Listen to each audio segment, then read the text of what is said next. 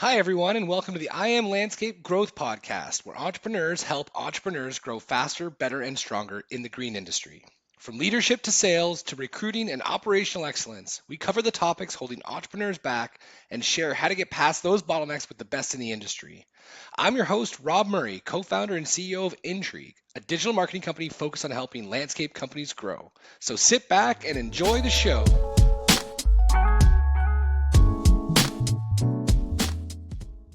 Hey, everybody, welcome back to another episode of the I Am Landscape Growth Podcast.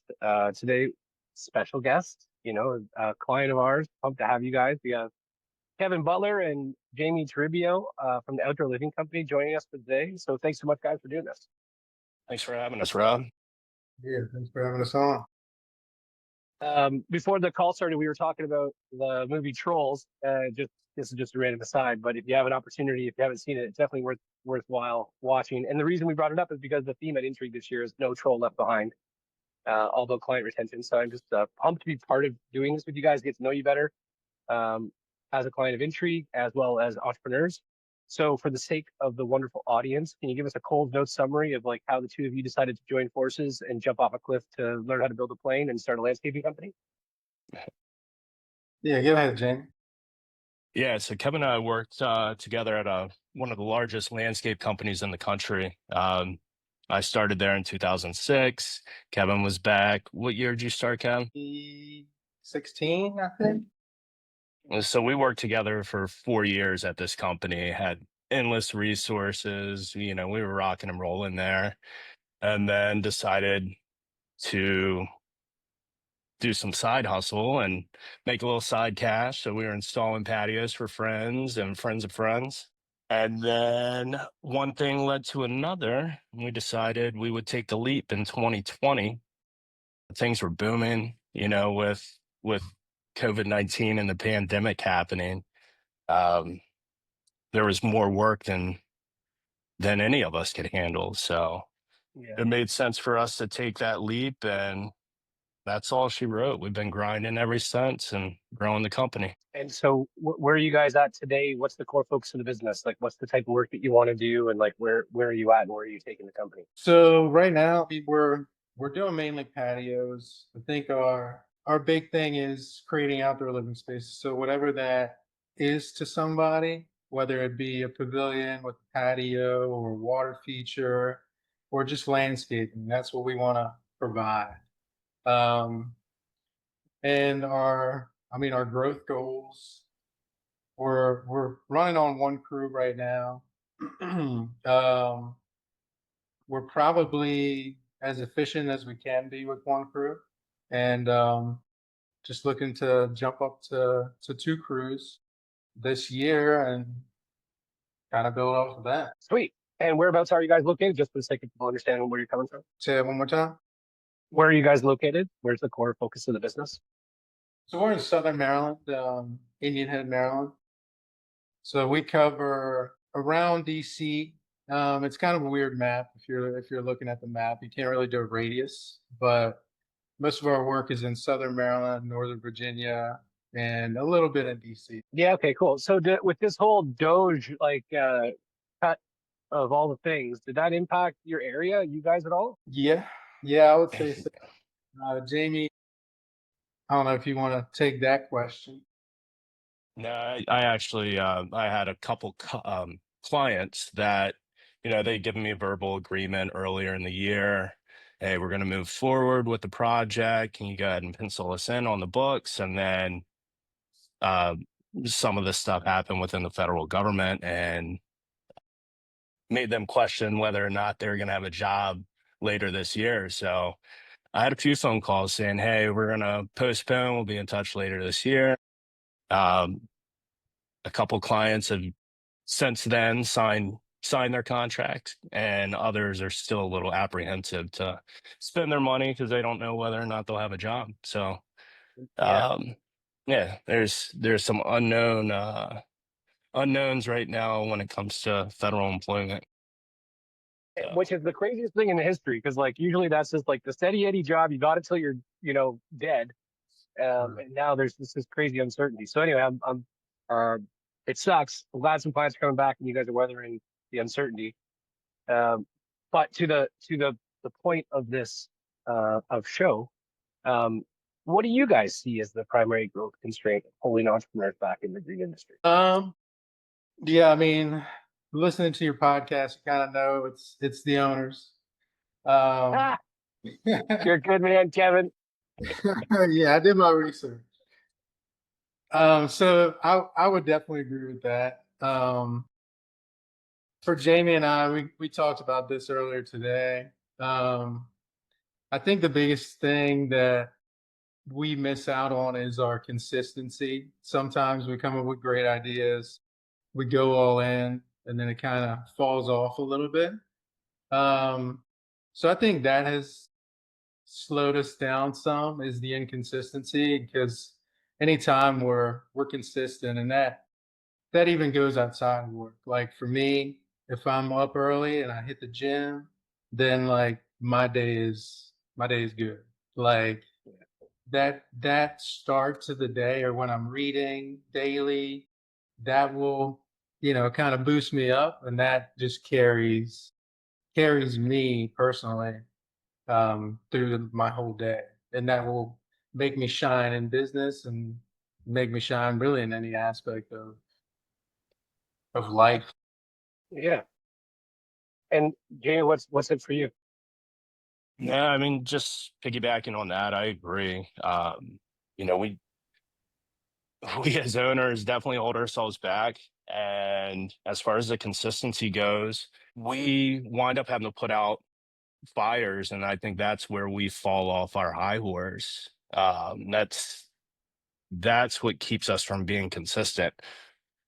Guys are short on a pallet. We need to go run and grab a pallet of pavers, and next thing you know, we're not following an owner's task where maybe we need to hire somebody in place of like hire somebody to go pick up pallets or do some of the administrative work that keeps us from being consistent. So definitely ownership. Um, we create our own pains for sure. Yeah, oh man, well, I think there's the saying if your foot hurts, sometimes you're stepping on your own toe. And I just think though to have that type of perspective with where you are currently, your journey of entrepreneurship, like you're gonna make it work. Like, and so I just want to dig into it a little bit. Like, one of the things you said, Kevin, what I thought was really neat. It's like if I get up early, go to the gym, and I'm reading daily. You just mentioned three behaviors. If you're doing that pretty consistently, you show up for business, you show up for life, you show up the way you want to show up. Is there a similar type of discipline that's like the same inside the business? Like, what is the consistency or lack thereof you're referring to? Um, I would say just the customer experience off the bat. So like someone calls in, you approach, oh yeah, my budget is $70,000. You approach that the same way as somebody that says, oh, my budget is $7,000. So I think the consistency there and like the routine there needs to be very close to the same because you want the customer that doesn't have so much to spend to have a great experience, just like you want the $70,000 customer to have. So I think for me, like if I can give that attention off the bat, like you call in, I'm calling you right away, and then we set up an appointment. I answer every question, every text, pretty quick, and just stay on top of it, and then I follow up. I think that's where I shine when I'm on it. Then I'm on it. Like you're gonna feel like you're the only customer I have. That's a really cool point. Punk kind of brought it up because I've been talking to lots of landscape entrepreneurs. That's what I do every single day. Dozens and dozens on a weekly basis, hundreds and hundreds over a year. And there's this idea of like, hey, we're going after these jobs. They're like, let's say 100K plus. However, we will take on smaller jobs in between because we have these stopgaps we got to fill up, and like there might be a delay on a site for a bit because somebody's got to go excavate or who knows what it is. But similar perspective, they're like, okay, what's going to get this done bang it out. So it's got a different customer experience. So, and there's this, we built this roadmap after interviewing everybody and also growing our company, around how the small customers can refer great customers and also become ones. But they only get that opportunity if we treat them like you're describing. And what's really interesting, I'm not sure if you listened to the one we did with Brian Hamilton. Anyway, doesn't matter if you get a chance. It's really good. He's a brilliant guy. But the idea that if we accept the money, like we will do this with you, it kind of puts that obligation on us to deliver the way we would expect ourselves to deliver. And I think a lot of people forget that. So I'm pumped you kind of brought that up. I'm going to come back to you on this one, Kevin. Jamie, what's it for you? That let me think about that. Yeah, like what's your daily discipline, or what's the work equivalent of a daily discipline that keeps you consistent? Yeah, the work wise is just being consistent for the crews, giving them my consistent leadership. So being there before they're there, providing them with all the appropriate information. So we hand out timesheets, paper timesheets to the guys. So making sure that I do my due diligence and give them everything they need to be successful on the project. Because if they fall short or I don't give them all their information, then it goes back to what Kevin's saying. The client winds up having a bad experience if I don't provide consistency at the beginning of the day. That's a big deal, man. Yeah. We were at what was it? Equip. It was in Louisville. Have you ever been to a synced up event? Like, have you heard of those guys? Yeah, Yeah, we just synced up. Yeah, great. Anyway, so they had a group go to like a tour. This guy built like this really cool outdoor showroom slash office. I think he's like an $80 million business, something like that. Like they do all right. But like he did this talk all about the workshop, the trucks, and the beginning of the day, and how preparedness, organization, inventory, equipment running, fueled, like the whole thing was like if you start your day like that, the guys just run. Like it's just crazy. There's no waste, there's no questions, everybody's on point. He was it almost sounded like military-esque, like the discipline, the way he was sharing it. Not to say he's like, crass, but they were just tight. And that idea of being prepped like a coach for your team, like you've done the video reviews, you're going to go in there and you know what everybody's got to work on, and then you set them out there to go do it. I just think that is often really overlooked. I think that's awesome you brought it up there. Awesome. So, Kevin, what keeps you away from the epic customer experience and feeling like every customer is the only customer? Yeah, I mean that's really just me probably overdoing it sometimes and like trying to do too many things at once and really putting stress on myself more than anything. Um and sometimes you forget to respond to somebody and that can kind of really slow things down. But yeah, I mean I try to do it with every customer, but the reality is like if we're on a $70,000 project, we're probably there for a week and a half or 2 weeks, right? So we're there all the like more often. On a shorter job, we're not there very long. I like building that relationship throughout the project because it gives me more opportunities to show like, okay, well, they're on top of their stuff. Like they show up when they say they're going to be there. Kevin's responded to every text message, answers every call or he's calling back. Um, the guys clean up every night before they leave. So like that is easier to show on an ongoing job than it is on a one day install. Yeah, no question. So I think that's where it makes it a little harder on these shorter jobs, but you're still, you still give it your best every time. You really do want your customers to feel like they are the number one priority. They are the only customer at that moment. I think if you make customers feel like that, you guys are going to do very well. It's true though. That's how clients want to feel. Like if I've heard, even when I call them, they're like, "Sorry, I'm too busy right now with other customers. I'll call you back like tomorrow or in 2 days. Like, cool. That's great. Um, so then what is it keeping you from that preparedness, Jamie? Like what's the fires? And the reason I'm asking these questions, because I think there's a lot of people in this very similar position as they're growing their businesses. They realize that we got to create this consistent customer experience. We got to bring our consistency to ourselves and our business, but shit happens and we have to go do stuff sometimes that's, what the business requires. So what is it that's throwing you off from hammering it every day? I would say the biggest thing. So we had an office admin when we, what was it, Kev, second year in.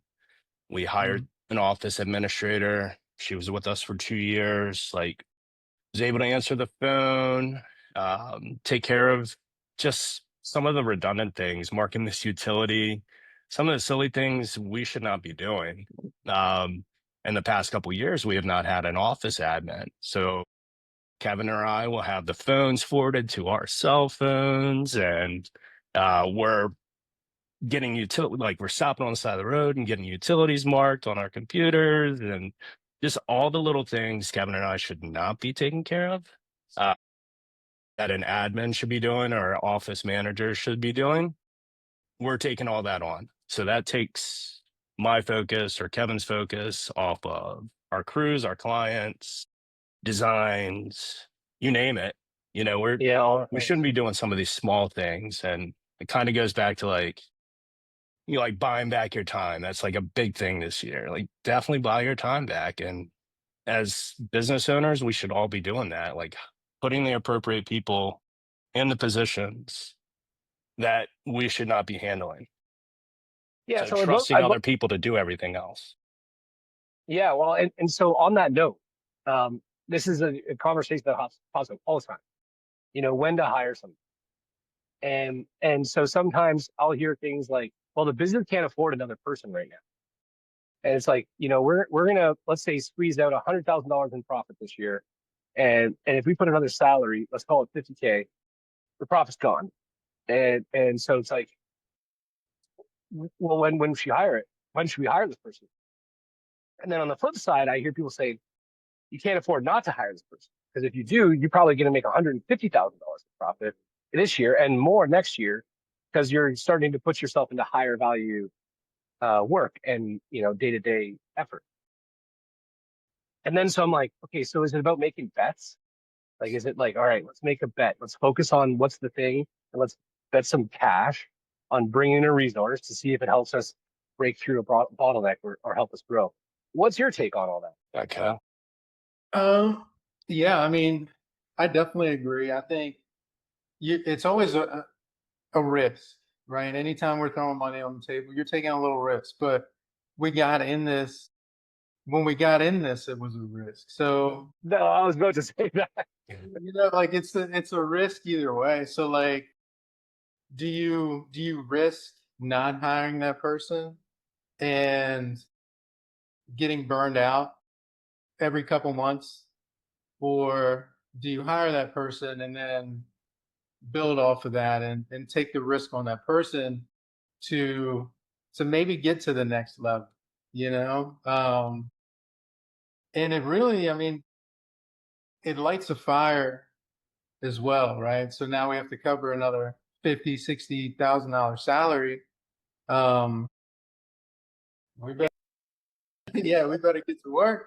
And now we also need work for that person to do. So, that's, yeah, I mean, what are you going to risk? You either risk growing or you risk staying the same and potentially taking a step back, because whoever does hire that person is probably going to be a little bit ahead of you soon, quick.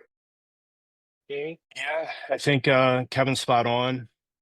One challenge I see is finding the right candidates. A lot of people, I interview very well with people. Anytime I've interviewed for a job, like, I can talk myself through or into any position, but then when you hire me on, am I going to perform?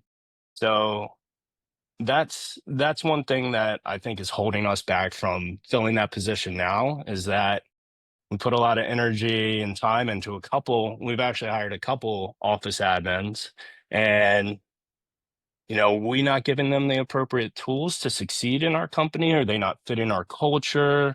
So I think as far as that position goes, it's 100% necessary, 100% worth the investment, and it's going to free up our time to sell another $250,000 worth of work. No brainer. As much time as it takes for us to answer 20 phone calls a day on the road, it's taken away from a lot of important responsibilities we have as owners.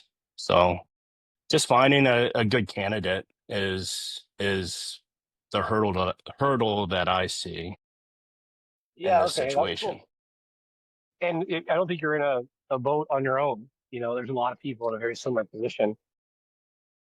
And I think I'll put a couple of resources in, some things to consider when recruiting, not my ideas, just from other folks that have done an amazing job recruiting. Actually, there's a really good episode with Chris Shear from Father Nature in Tacoma. And I think I did the interview in 2022, and he had a lineup of people waiting to work for him when nobody had anybody. Like there was just zero workers. Like, you remember those days, of course. Okay, well, and we'll come back to that one, and I'll put a couple resources in the podcast summary. But I want to get into the story a little bit. You guys you're working with one of the largest companies in maybe the world in terms of like size of landscape businesses from the States. And then you're like, let's do this. Let's shake and bake. And and you did it. So like, what was it like from the side hustle to the transition to the full? Like, just walk us through it. Yeah, I mean, I would say it's a lot different. We were working. Um, so we ended up getting fired from that that company because they found out we were doing side work and they didn't like it, which is understandable.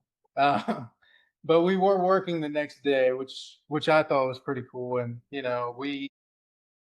we went from, like Jamie said earlier, having every resource that you could even imagine, unlimited trucks, everything was right at our fingertips. So a big company definitely comes with its challenges, but being a salesperson, project manager at a big company is a lot different than doing it at a small company because we went from, having trucks, having the equipment Huge to yard, huge shop, all the tools, everything.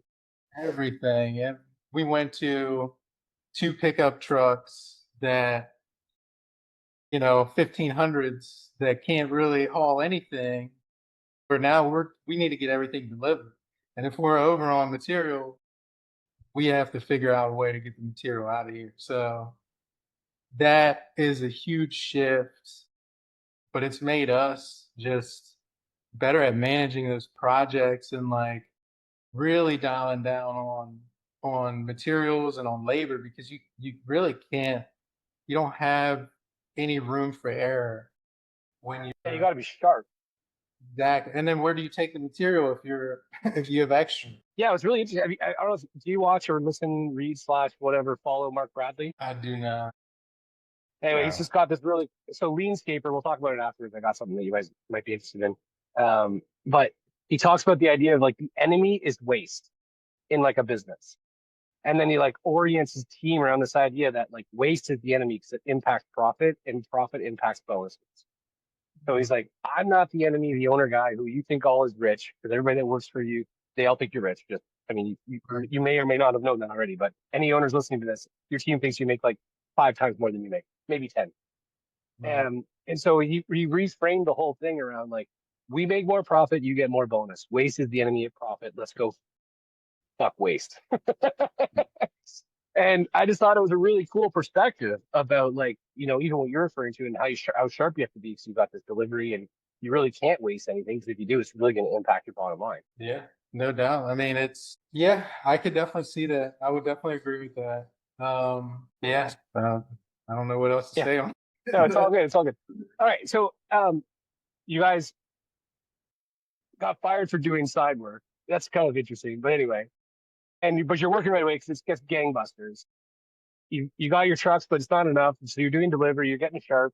So then like, how'd you end up into, okay, we got this. Like it's fully, like we're getting paid. It's full-fledged operation.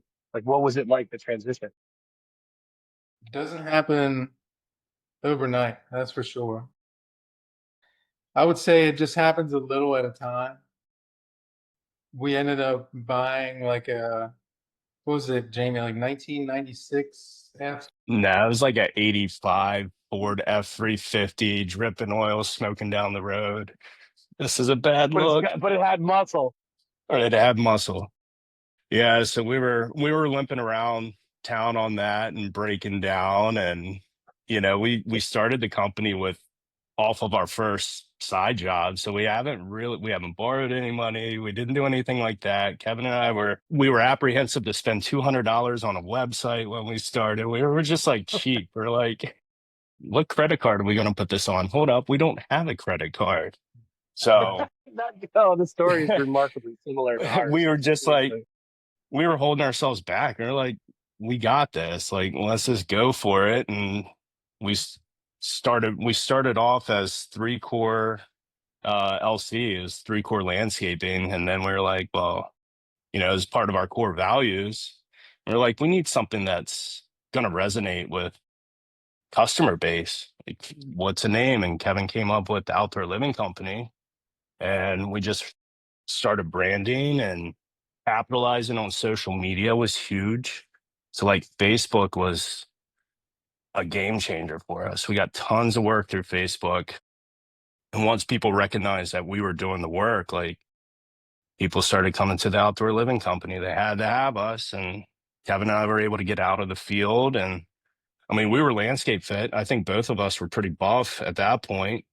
We didn't have to go to the gym in the morning. We were slinging pavers. Um, But then we started hiring crews, and we had 2 crews rolling. Things were good, buying trucks, buying machines, and just rocking and rolling now. Awesome. So, yeah. I think there's just so much in there of like, you know, hey, let's just do it let's just use a credit card. We don't even have a credit card. Oh, right. That's the goodness. But we need that.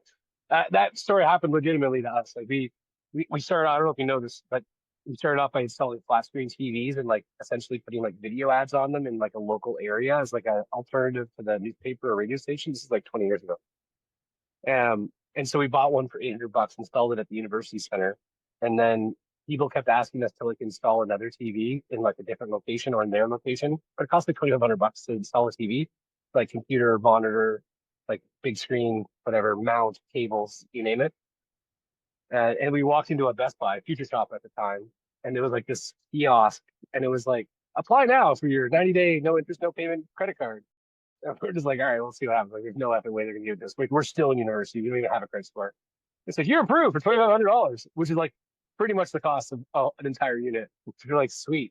So if we buy one of these, we got 90 days to sell enough advertising on this thing to pay it off without having to pay interest on it. And so we did that like 13 times over in the course of like 6 months.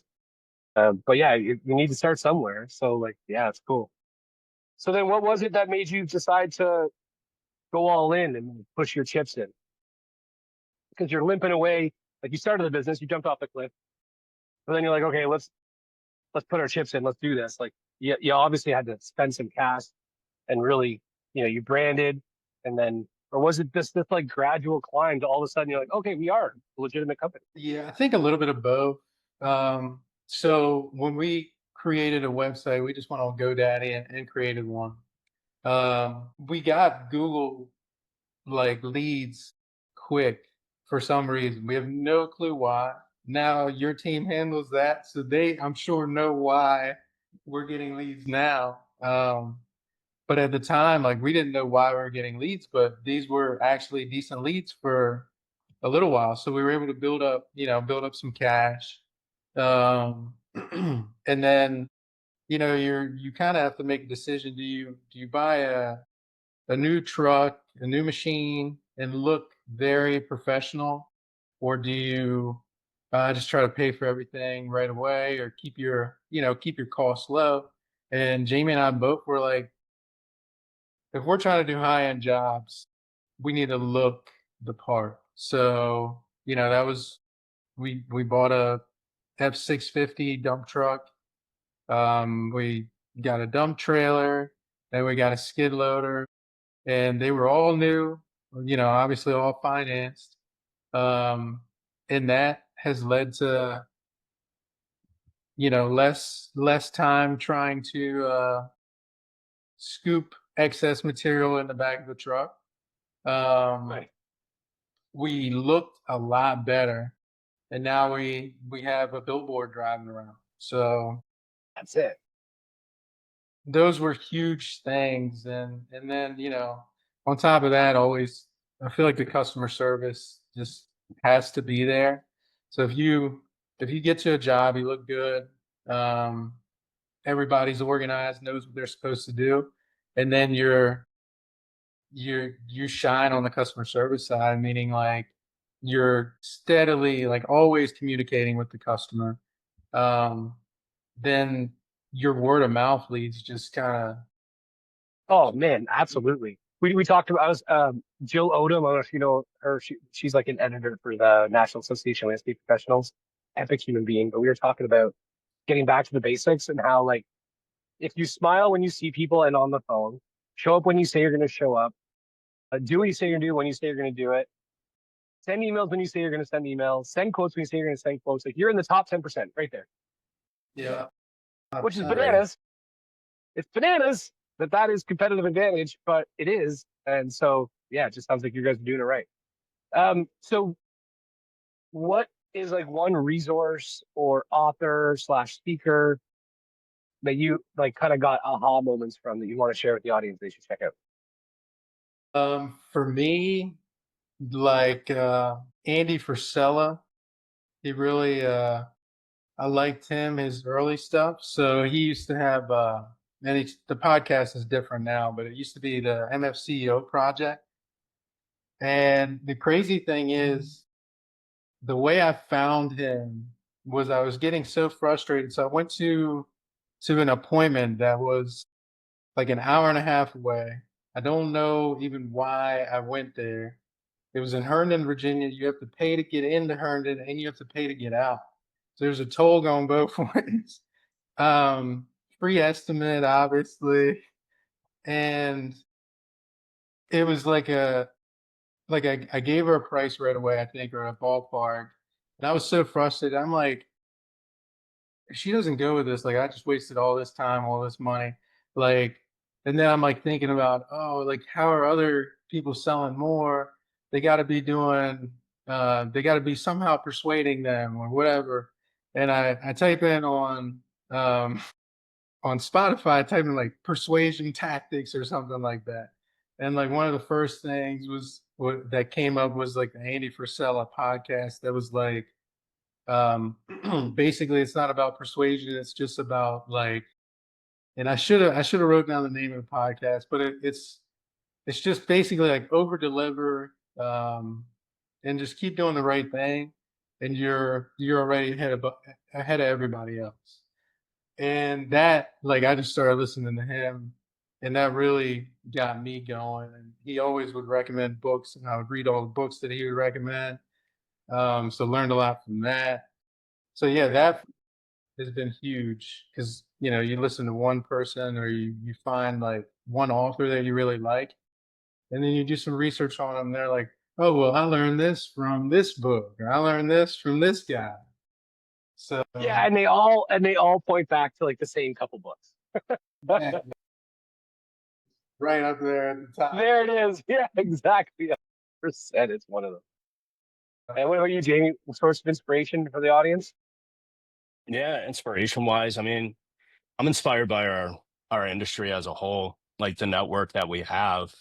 So between Intrigue or Synced Up or any of the other podcasts that are available, like Kevin and I don't do it so much now, but in the past, always listening to all these podcasts for inspiration, and like really helped us get over certain humps where we're like stumped on the unknowns. Time like 10 years ago, the industry wasn't like this. Like it's No, it's not at really all. it's really it's really ramped up. Anyway, sorry, I didn't mean to cut you off.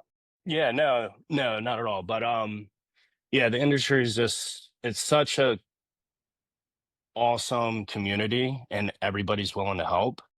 So that to me in itself, being in the industry for a long time, just seeing it transition to that is motivating. And getting out of the frame of mind, like, I worked for the best landscaping country in best landscaping company in the country to, hey, there's some new people on the street that are doing some pretty badass stuff. Like, let's get inspired. Let's shift gears. Let's reinvent the wheel a little bit. And I would say that's a big one. One other one would be Brandon Dawson. Just as far as business structure goes, Kevin turned me on to him, and he's brought up like just some key points in business, some like barriers that he has brought into our faces and has allowed us to jump over hurdles where we'd otherwise be stumped. So for any listeners, I would definitely recommend, listening in to Brandon Dawson and was it 10X, Kev? Yeah, yep. What was the 10X part? Sorry, was that's the podcast? What is No. It's their company. So they 10X health system. yeah. So they It's- do like some business growth strategies. So there's a lot of YouTube videos. You can learn a lot. Very cool. Just podcast, like Googling and YouTube and Awesome. So Brandon Dawson and Andy Frisella, sorry. yeah. Hey, you guys are awesome. Thank you for doing this, and everybody for listening to another episode of the I Am Landscape Growth Podcast. Hey everybody, thanks for listening to the I Am Landscape Growth Podcast. If you're listening to this and you're under $1 million in revenue, we have a roadmap just for you. It's all about going from 0 to $1 million as a landscape business. It's called the $1 million Landscape Growth Strategy Roadmap. You can get it for free, absolutely no strings attached at intriguemedia.com/roadmap. We work with hundreds of landscapers, we've interviewed thousands, and we've compiled all the foundational skills required, tactics and strategies to go from 0 to $1 million. It's broken down into 5 simple principles that we've compiled from all the people that are the best in the industry, as well as sharing, stories from our own journey getting to $1 million at Intrigue. And so if you're interested and you want to check it out, intriguemedia.com/roadmap, and then you'll get the 0 to $1 million landscape growth strategy that'll help get you over $1 million. At the end of the day, getting to $1 million is kind of on your shoulders as an entrepreneur. We work with some people under $1 million, but for the most part, our clients are over $1 million in revenue. So we're trying to do whatever we can to help people get there. And then once you get there, if you're looking for some more help and want to get to 5 or 10, then that's kind of where we come in. We can generate you a bunch of awesome leads. But until then, if you're trying to get over that $1 million hump, check out intriguemedia.com/roadmap. You can grab it, download it right now. It's completely free. Hope it helps.